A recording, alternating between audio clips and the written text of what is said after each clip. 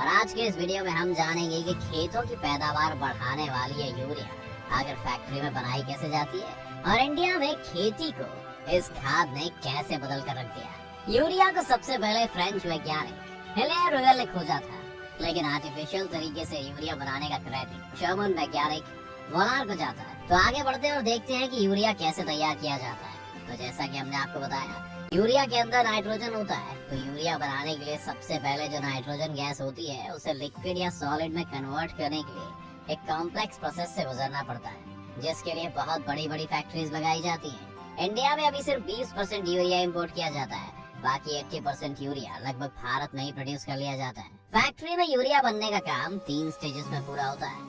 पहली स्टेज में liquid urea तैयार किया जाता है। तो जैसा कि हमने आपको बताया कि यूरिया के अंदर नाइट्रोजन होता है और उस नाइट्रोजन गैस को एटमॉस्फेयर से जमीन के अंदर की नेचुरल गैसेस से निकाला जाता है। इसके बाद इस नाइट्रोजन गैस को हाइड्रोजन के साथ एक बड़े से सिंथेसाइजर में प्रोसेस कराकर अमोनिया बनाया जाता है। ये जो अमोनिया गैस हमें मिलती है उसको कार्बन डाइऑक्साइड गैस के साथ रिएक्ट कराया जाता है। इस कार्बन डाइऑक्साइड गैस को भी नेचुरल गैस से लिया जा सकता है। अमोनिया और कार्बन डाइऑक्साइड के रिएक्शन से लिक्विड अमोनियम कार्बामाइड और बहुत ज्यादा हीट जनरेट होती है।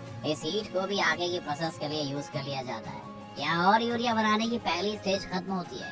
सेकंड स्टेज में लिक्विड अमोनियम कार्बामाइड में और ज्यादा टेम्परेचर ऐड करते हैं ताकि उससे पानी को अलग कर दिया जाए और जितना हो सके सॉलिड अमोनियम कार्बोनेट हमें मिल पाए। अब प्रोसेस के लिए लंबी लंबी चिमनियां लगाई जाती है ताकि ऊपर जाते वक्त वेपर ठंडी होकर बाहर निकले।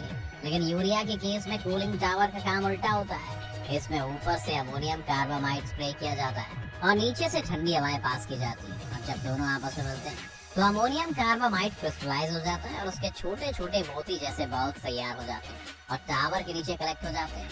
अब एक बड़े से ब्लेड की सहायता से इन सारे बॉल्स को इकट्ठा किया जाता है और एक कन्वेयर के ऊपर से पास किया जाता है। अब यहाँ पर आता है हमारा दूसरा प्रोसेस, जिसे हम बोलते हैं नीम कोटेड यूरिया। आजकल मार्केट में नीम कोटेड यूरिया मिलने लगा है। दरअसल यूरिया पर नीम कोटिंग करने का सबसे मेन रीजन था यूरिया सब्सिडी का मिसयूज होना।